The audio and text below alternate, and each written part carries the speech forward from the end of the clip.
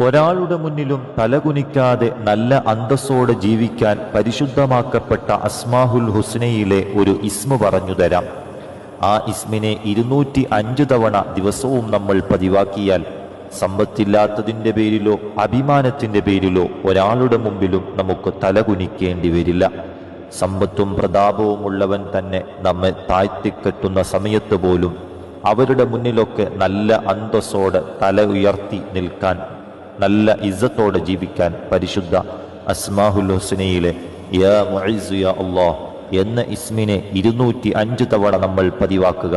സ്ഥിരമായി ഈ ദിക്ർ ചൊല്ലി നടക്കുന്നവന്റെ ഇസ്സത്തിനെ അള്ളാഹു സംരക്ഷിക്കുകയും അതുപോലെ മറ്റുള്ളവരുടെ ഇടയിൽ നല്ല വില കൽപ്പിക്കുന്ന രൂപത്തിൽ നമ്മുടെ ജീവിതമായി തീരുകയും ചെയ്യും. അള്ളാഹു തൗഫീക്ക് ചെയ്യുമാറാകട്ടെ.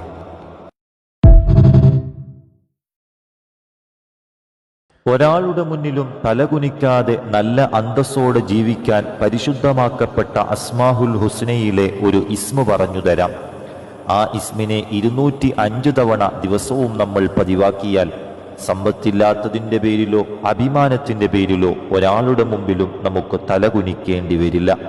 സമ്പത്തും പ്രതാപവുമുള്ളവൻ തന്നെ നമ്മെ താഴ്ത്തിക്കെട്ടുന്ന സമയത്ത് പോലും അവരുടെ മുന്നിലൊക്കെ നല്ല അന്തസ്സോടെ തല ഉയർത്തി നിൽക്കാൻ, നല്ല ഇസ്സത്തോടെ ജീവിക്കാൻ പരിശുദ്ധ അസ്മാഹുൽ ഹുസ്നയിലെ യാ മുഇസ്സു യാ അല്ലാഹ് എന്ന ഇസ്മിനെ 205 തവണ നമ്മൾ പതിവാക്കുക.